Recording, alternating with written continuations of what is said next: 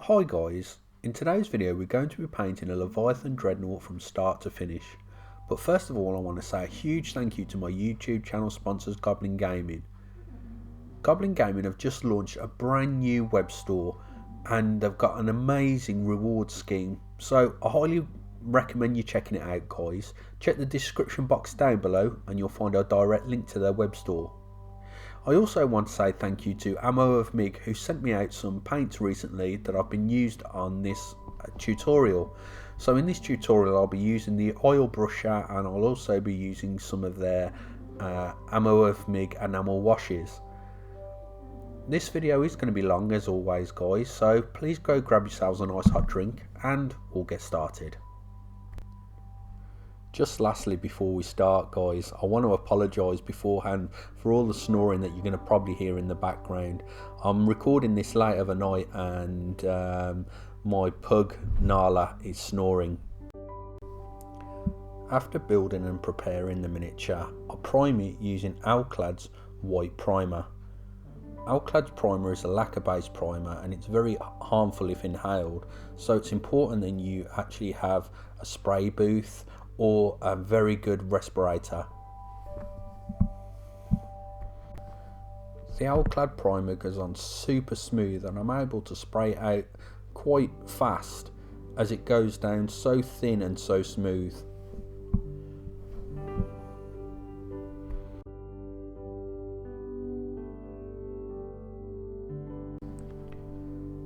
I have to apologise here guys, as you can see the miniature's pretty much all been base coated. I forgot to hit the record button, but basically all I did after priming, I used Avalon Sunset from the Air range from Games Workshop and I literally base coat the whole of the miniature in Avalon Sunset. Now I'm going to be spraying Vallejo Game Air Dead White onto the miniature in certain areas where I want highlights. So I look for areas on the miniature where I think the sun would naturally be hitting it, so I pick an angle and I go for the highlights there.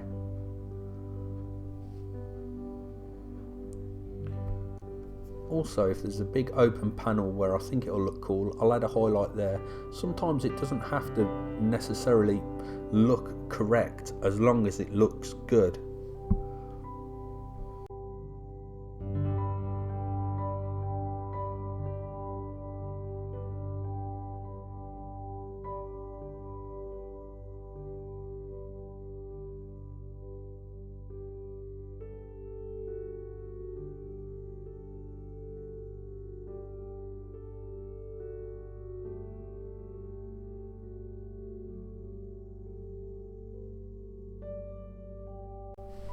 Now I'm going to come in with Vallejo Game Air Gold Yellow.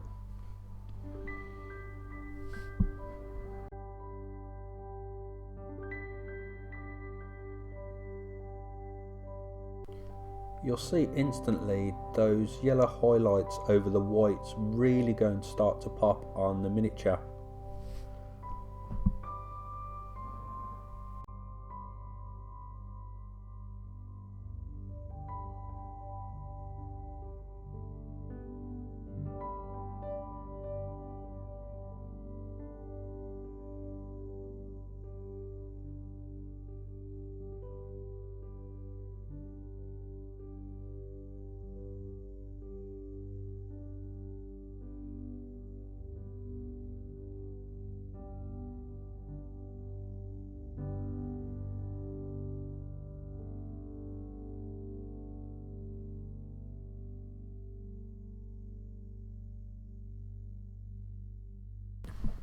After adding all of the gold yellow, now I'm coming in with Vallejo Game Air Beastie Brown and I'm going to be adding shadows to the miniature.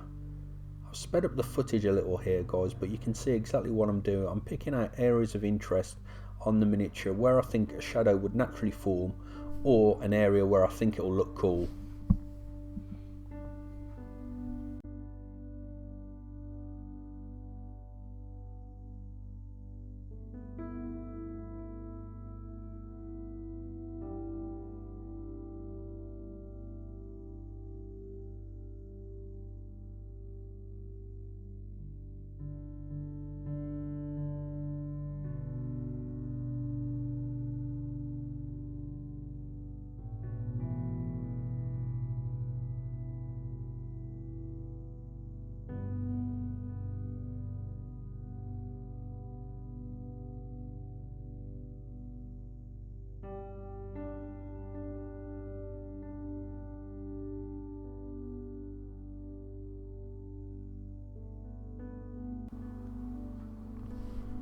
Now it's time to gloss the miniature.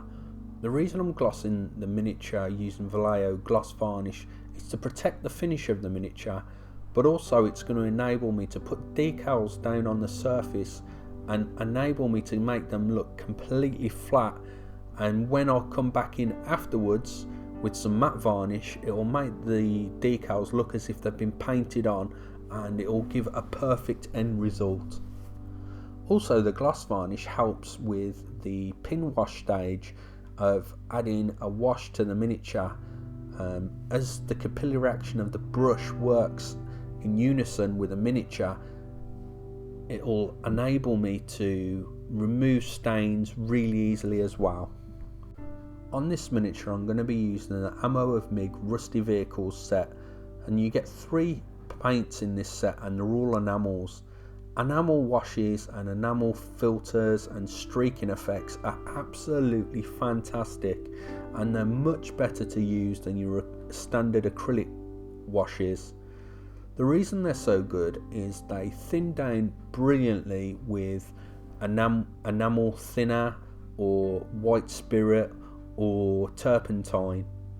Here I'm using enamel odorless thinner from Ammo of MIG, and I've just thinned it down a little, but as you can see it still doesn't break down and it still looks brilliant in the pot there.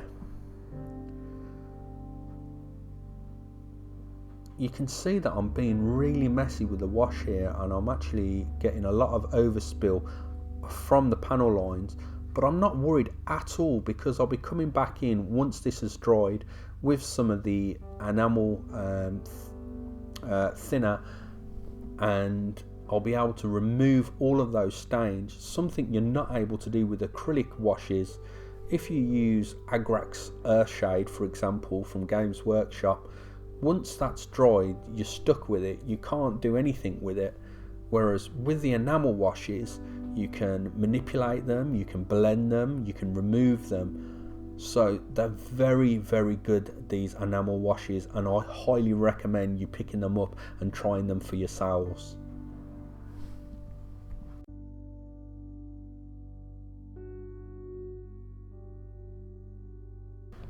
Here you can see I'm using the enamel odorless thinner. Now this can not only be used as a thinner, but you can also use it to remove some of the stains, as you can see here. Again, the footage has been sped up just to show you how it works, but I'm just literally going over all of the stains that I don't want on the miniature and removing them with a thinner.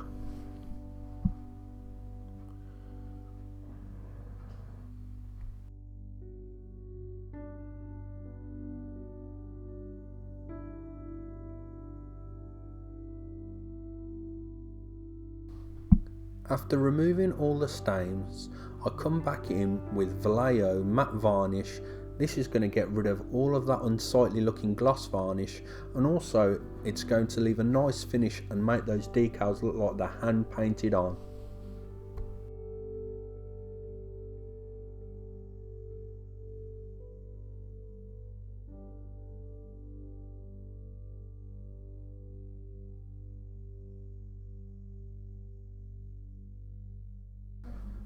I'm coming to a really fun stage now, guys. I'm using Ammo of MIG's brand new oil brushes. They're glass tubes that you unscrew and they have a brush attached to each one of the tubes. Here I'm using their white oil brusher, and I'm just adding minute amounts of the oil brusher, and I'm also using the yellow oil brusher as well. The pigment is very strong, guys, so I'm only adding small amounts. I'm adding them to areas where I think it'll look really cool having an extra highlight. These oil brusher paints are perfect for blending in, as you'll see that I'll do in a moment. But here I'm just adding little amounts of yellow and white where I'll be blending them into the surface.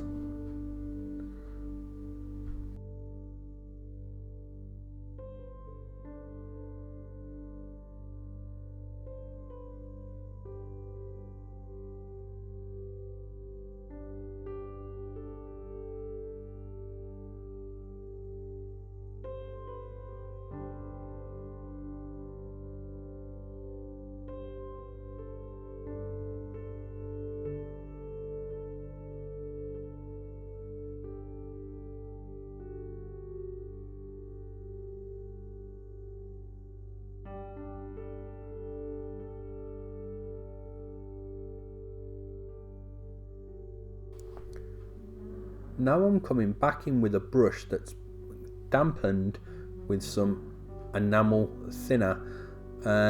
It's important to note that the brush isn't wet with the thinner. I actually removed pretty much all of the thinner off the brush, and there's only a little amount on there to blend in the oil brush of paint. And as you can see, it's really fun to do. This is just pulling the paint and watching it ever slightly blend. Now it can take a long time to practice doing this with acrylic paints. I'm not only practicing and learning how to blend with acrylic paints, it also takes a very long time to do. Whereas with these oil brushes, it's instant. You can literally use that dampened brush to pull the paint and blend it in an instant.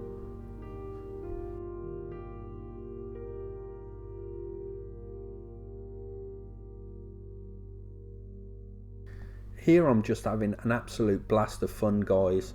I'm just adding more oil brush of paint and just blending in more paint. You could actually spend hours and hours and hours just picking on every tiny little nook and cranny of the model and blending in highlights and shadows. I'm using predominantly 3 colours from the oil brush range from Ammo of Mig. I'm using yellow, ochre for the shadows, and white for the extreme highlights.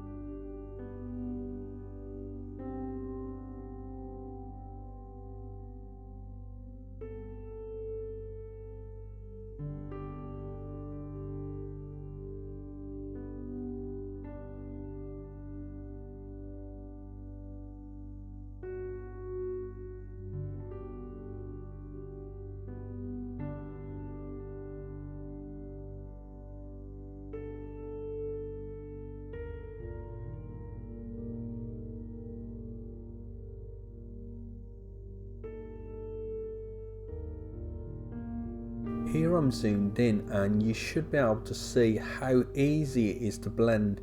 Now I've not sped this footage up, but you can still see how quickly I'm able to blend that white into the surface.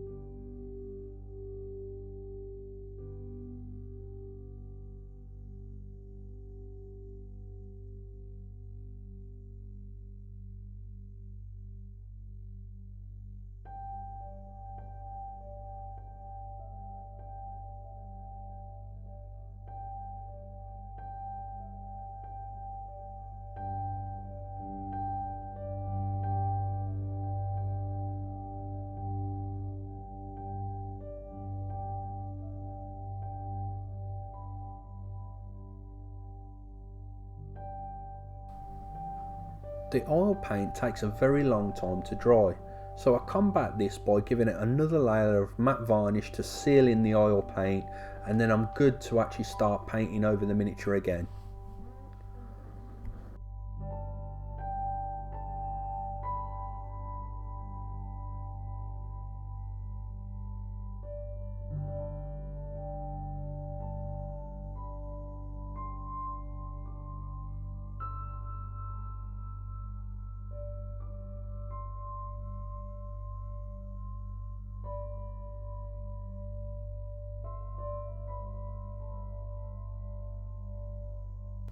Now I'm going to start to add chips to the model.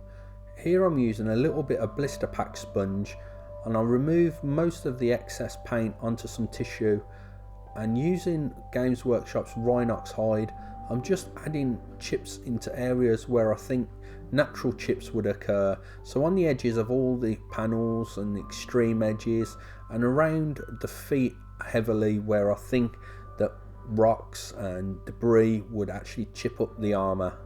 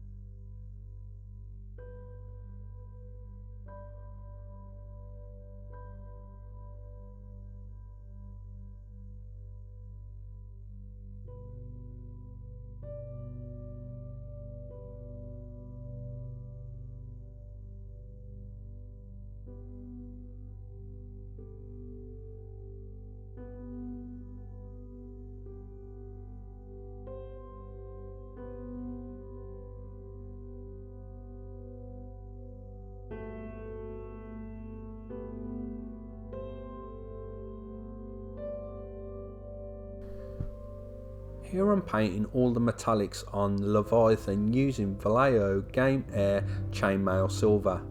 Now I'm not going to show you the whole process of me painting all of the metallics on the Leviathan, as it's a pretty self-explanatory thing really, so I'll just go around all of the areas on the miniature with a chainmail silver.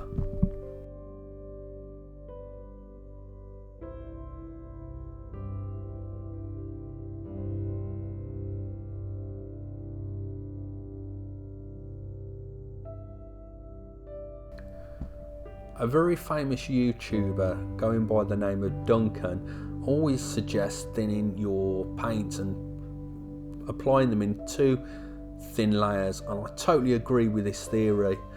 But in the case of base coating the base, there's no real detail, there's just a bit of ballast, so I paint straight from the pot and break every rule in the book. To wash the metallics I'm using good old Enamel. I'll be placing 2 coats of the Enamel onto the miniature just to dull it all down, so after the first layer's dried I'll come back in with a second layer of Enamel.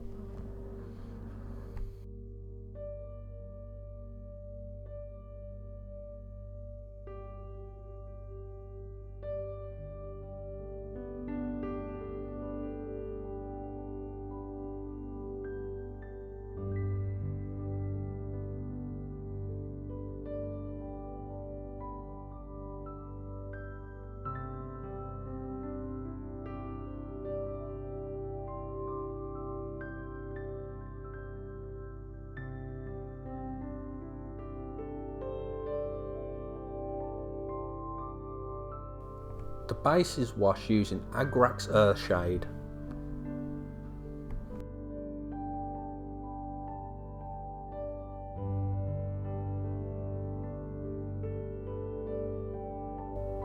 Here I'm going to be using some of Ammo of Mig's Enamel Wash, and it's the light rust colour, and I'm just going to be adding it to the metallics on the base heavily, and a tiny amount to the gun and certain parts of the armour, just to add a little bit of colour variation.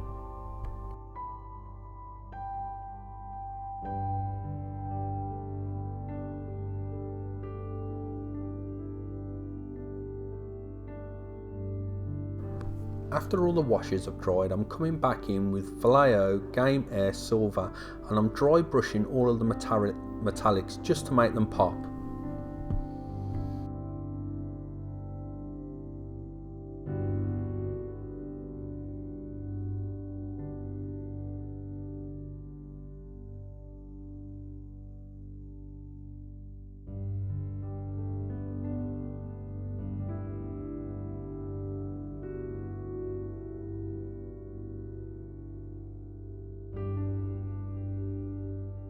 And here we have the finished Leviathan Dreadnought.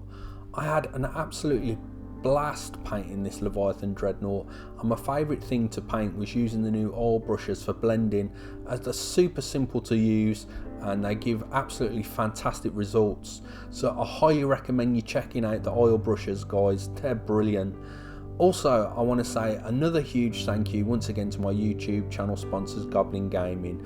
Please check the description box down below and you'll find a direct link to their web store.